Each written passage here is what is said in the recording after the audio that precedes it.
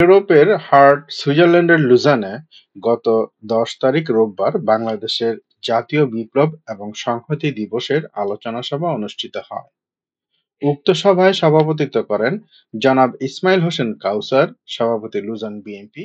প্রধান অতিথির আসন অলংকৃত করেন সুইজারল্যান্ডের বিএনপির অন্যতম জননেতা জনাব মোফাজ্জল মল্লিক সাজিদ। আমি আপনাদের আশ্বাস দিতেছি, যদি আমাদের দল বিএনপি কখনো ক্ষমতায় আসে তাহলে উনার বিরুদ্ধে রাষ্ট্রদ্রোহী মামলা আমি নিজে বাদী হয়ে করবো।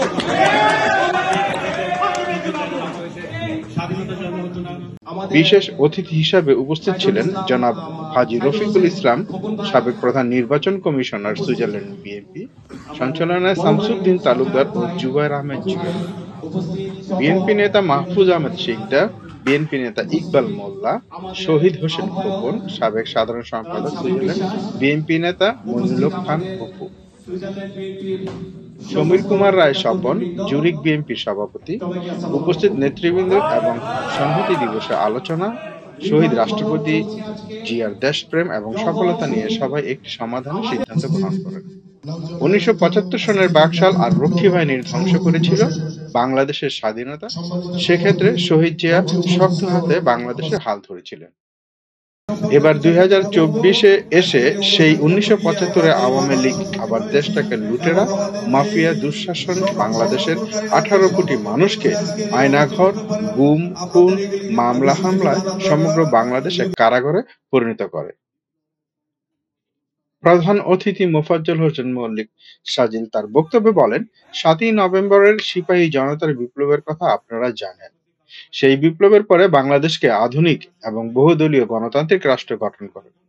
প্রধান অতিথি প্রত্যাশা করেন বর্তমানে বাংলাদেশে ৫ই আগস্টে যে শিক্ষার্থী এবং জনতার যে বিজয় এসেছে তাকে কাজে লাগাতে হবে। দেশের মানুষের উন্নয়নের জন্য সবাইকে সাথে নিয়ে কাজ করতে হবে। তিনি সুইজারল্যান্ড বিএনপিকে সতর্কভাবে দেশ গঠনে ভূমিকা রাখার আবেদন জানান।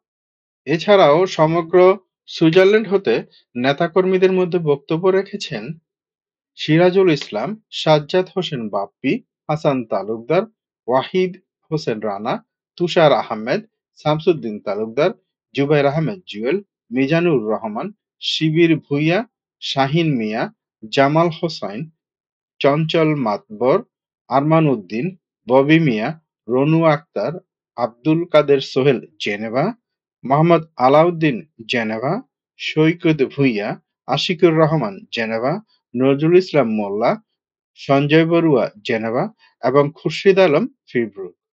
সার্বিকভাবে আয়োজনে লুজান বিএনপির পাশে ছিলেন জনাব মাহফুজ আহমেদ শিকদার, ইকবাল মোল্লা ও আরো অনেকে।